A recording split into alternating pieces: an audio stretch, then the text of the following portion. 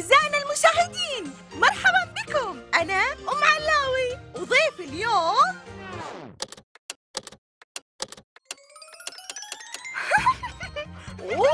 عبود. نحن هني اليوم علشان نتكلم عن كيفية حماية أنفسنا أثناء قيادة السيارة. صح يدو، كل مرة تعيدين نفس الجملة. لأنها وايد مهمة يا عبود. والحين خبرنا عن قصتك مع المقعد المخصص للأطفال. يدو، أعطيني بيضات حق الدكان بعدين بقول لك. عبود أنت قول أول وبعدين بعطيك. زين؟ أول شيء أعطيني. البارحة ثرنا في رحلة وجلست على الكرسي. أنا بقول القصة.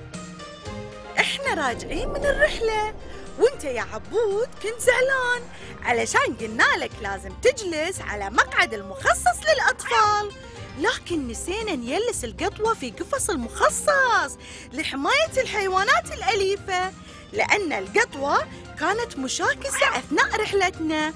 وانت يا عبود كنت شاطر لأنك كنت رابط حزامك وجالس في مقعد المخصص للأطفال.